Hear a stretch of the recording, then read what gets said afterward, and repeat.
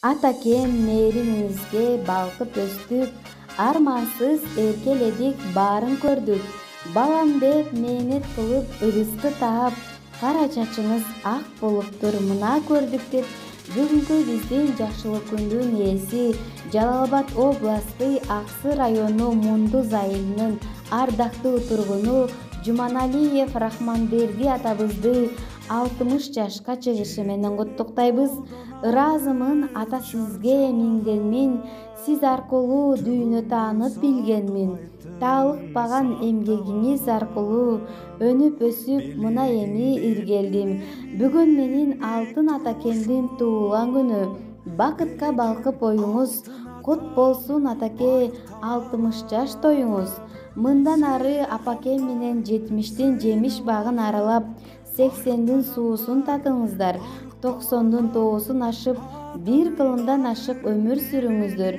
Биз сизди жакшы көрөбүз деп Алматы шаарында эмгектенип жаткан уулуңуз Нурманбек, келиниңиз Акмарал, небереңиз Адами жылуу каалоо тилектерин узатышкан.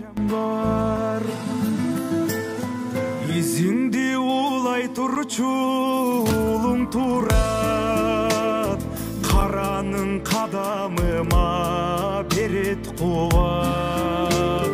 Карматып камчы мага бердиң эле, жабынам алга атоо, калбайм кулап. Сыйлаган бар, сыйламаган, барктаган бар, барктабаган, атанын кадырын билеличи, жетпей жүргөн канча жан бар. Сыйлаган бар, сыйламаган, барктаган бар, барктабаган, атанын кадырын билеличи, жетпей жүргөн канча жан бар.